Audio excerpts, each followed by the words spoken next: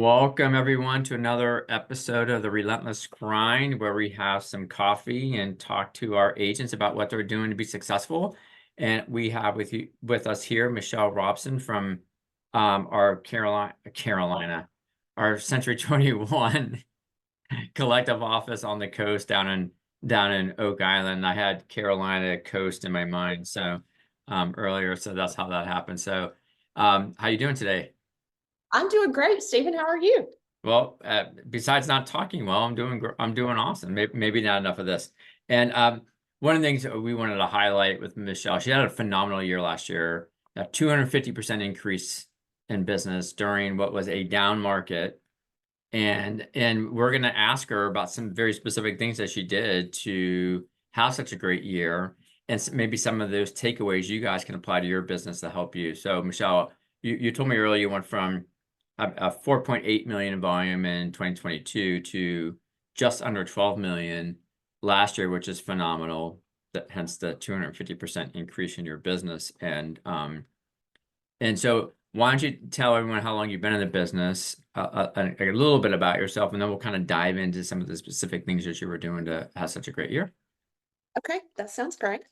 I have been in the business since the summer of 2020. I made the transition over from corporate America. I started out my career at a boutique firm, and then went to a national brand and ended up here at home at Century 21 Collective.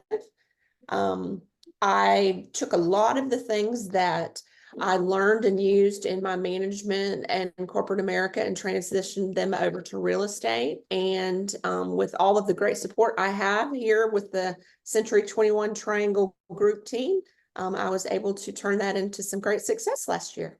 Awesome. Yeah, and a lot of times we forget about like using some of that stuff we use. A lot of us had previous jobs and using some of the skill sets we've learned. I know I was a consultant.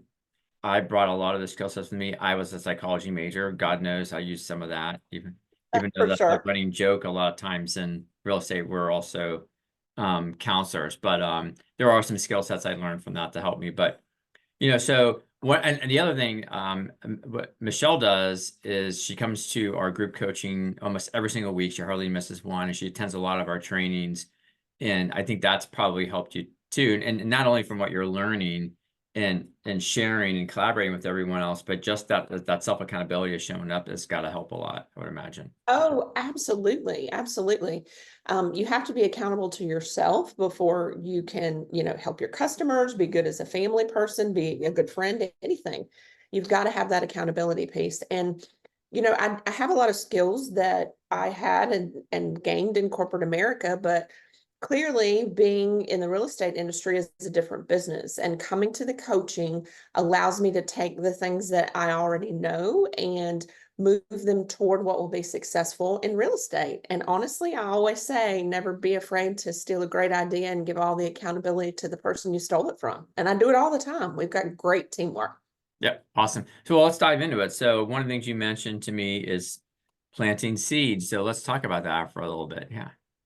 So when I moved to Oak Island, obviously I'd never lived here before. I'd vacationed here. So a sphere of influence for customers to buy and sell real estate with was pretty non-existent.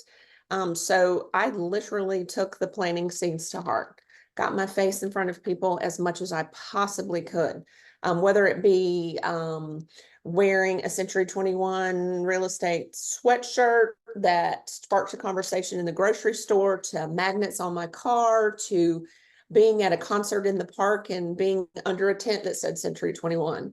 You got to get yourself in front of people so that you can sow seeds, so that you can continue to garden them properly. So eventually you get the harvest. Having patience as a Looking like realtor. a true Buffini student. Hey, I'm doing that right now. It's music to my ears. I think that if you don't have patience and don't sow the seeds and allow them to grow and mature so you can harvest them, it'd be easy to get frustrated.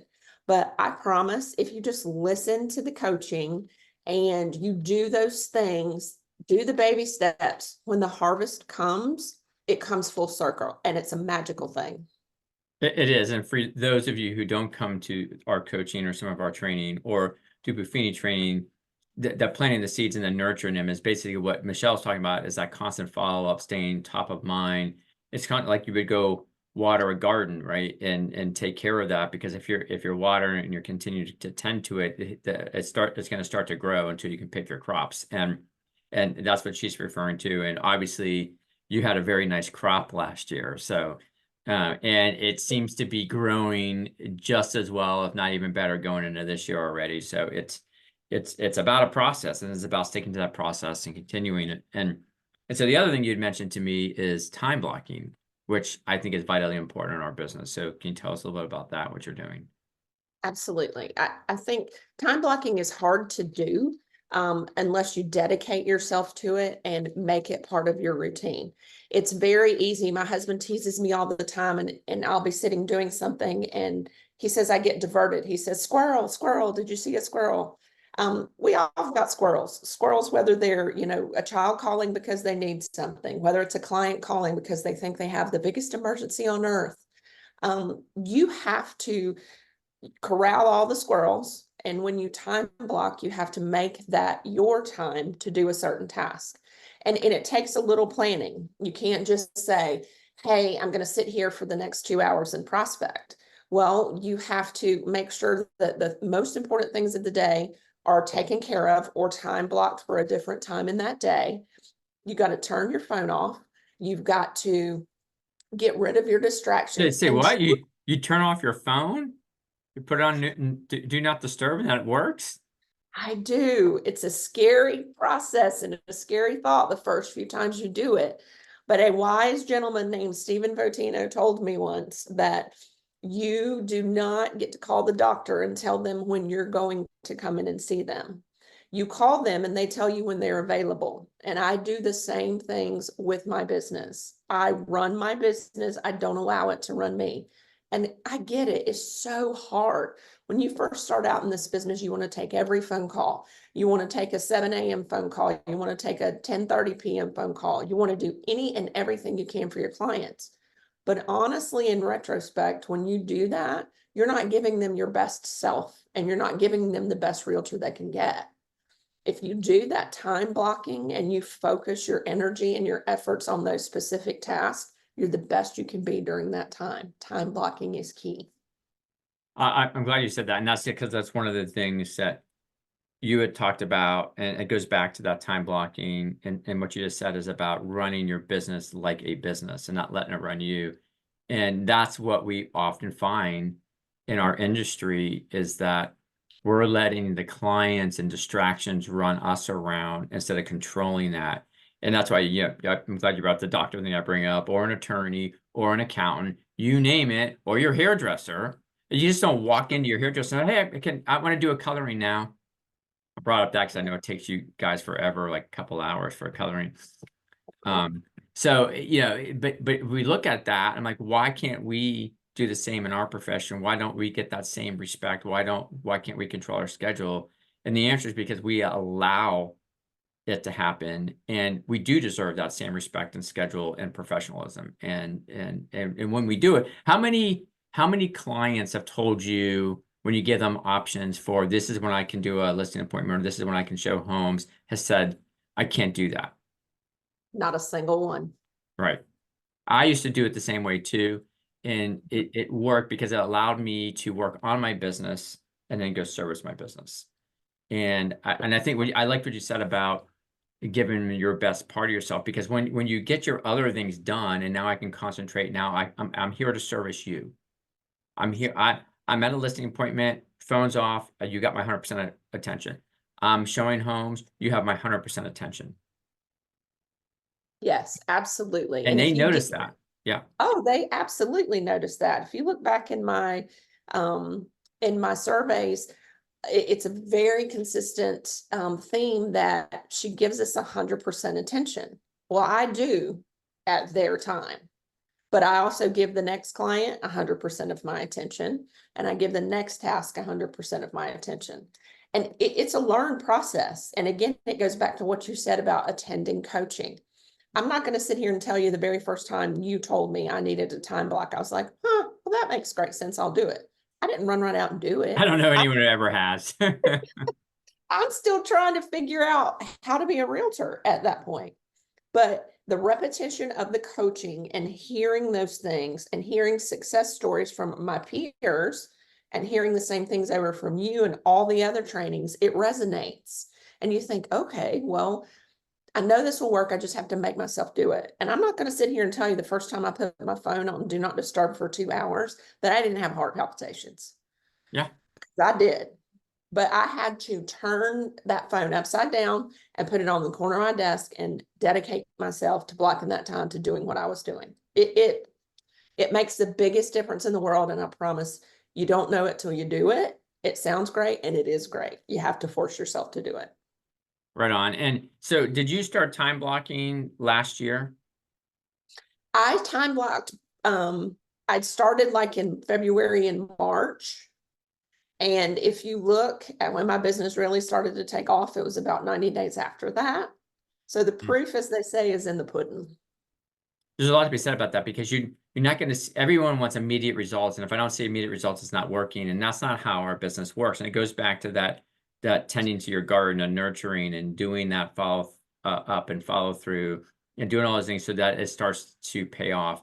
And I'll bet you your pipeline has been building over time as well because you've been doing that work. Correct? Am I not correct? Oh, Yeah. no, you're 100% dead on. And I think a lot of people don't realize that they're building their pipeline every day, even if it's not an intentional task. You get a call from a client that you sold a house to 3 months ago, and they say, hey, I need this kind of vendor. Can you help me? Well, absolutely, I can. So they get that vendor over there, and I say, hey, call this person to come out and paint. Well, they do that. And then the next time that painter's at somebody's house, they say, oh, yeah, this great realtor referred me to your neighbor. And they're like, realtor? What are you talking about? Who is that? Word of mouth. And you're out there planting seeds when you don't realize it. And you just have to make sure that when you plant those seeds, you consistently fertilize and water them. Because when that one person from the painter said, hey, she's great, then I got to live up to that. It makes all the difference in the world. Don't overpromise and underdeliver. Absolutely. And so, and I thought you were in business a little bit longer now. So if I'm not mistaken, so last year was the end of your third full year. Yes. End of the third full year. And how long have you lived in that area? I moved here in 2019. 2019. So relatively new to the area. So you don't got this giant sphere of influence. So we don't have a big sphere of influence. We're in our starting our third year in business, and we did just under 12 million, $11.8 million because you worked your business with intention and worked it as a business. And I can't stress that enough. Michelle is not the only one in our company that's doing this. This is starting to become a trend where you guys are starting to block more time, prospect more, run it like a business, and it's working. It works. The proof is there, or as you said, the proof is in the pudding. And I encourage you. I mean, we're not going over all these different techniques and open houses and farming and this and that. We're just talking about a couple of just very basic things: going out there and talking with people, having conversations, time blocking that effort, making sure that we're getting that part of it done, and then going to service when you're available to give them 100% of your time. It's a pretty simple formula, and it's Yes. working. And I think we overcomplicate things. We try to do all these different things, hoping something sticks instead of being consistent and intentional about what we're doing. And then you're seeing the results in such a short time. That's incredible. I mean, that's almost unheard of. Well, it has You been must have a a lot. really good coach. I think I do have a really good coach. It's been a lot of hard work, but you know what? You do reap what you sow. And a lot of people think, well, coaching, why would I want to go to coaching? They're gonna tell me things I've heard all over before. Well, I just gave you an example of that. I've heard you talk about time blocking, and I thought, oh, what a great idea. But when you hear it repetitively, and then you start hearing people say, oh, well, that works for me. And then the other great thing about coaching is I had a phenomenal year last year, but so did a lot of people. And there are a lot of great ideas out there to be taken. Just yesterday, I was on a call with Lauren about open houses. And I was one of the people speaking about what I did. I took notes. I took away Mhm. 4 or 5 different things I'm going to add into my open houses. We are surrounded by a great team of people, and coaching allows you, when you do group coaching especially, to take advantage of those ideas. And they're not out of the box thinking. It's just utilizing what you're teaching us in coaching and then applying it to the situation. So personally, I mean, they're going to think this is a paid ad, Stephen, but I'm telling you, coaching is worth its weight in gold, and you're providing it to us. For people not to take advantage of it is silly, in my opinion. I'm the proof. Yeah, and it's not, there's nothing rocket science about it. There's nothing earth-shattering innovative about what we're saying. We're running out of ideas. How many ways can you do an open house? How many ways can you door knock? How many ways can you call some people? It's about that accountability and actually doing it. And I know we'll end with this. I read something from a super successful agent today, and he also has a training academy and some other things. And one of the things he talks about is he's always learning. And then said, and he wrapped up what he wrote as, I will be learning until I'm 6 feet under. He doesn't have, he said, I don't have an ego, a big enough ego that's gonna keep me from thinking I know it all and I can't learn something from someone else. And that says a lot about someone who's done $3 billion Wow. in real estate. Wow. And That's awesome. so I appreciate you. Thank you so much for taking the time. This has been great. Absolutely. And Thanks for asking. I will see you on our next coaching session. That sounds great, All Stephen. right. Thank you. Take care, Michelle. Bye. All right. Bye.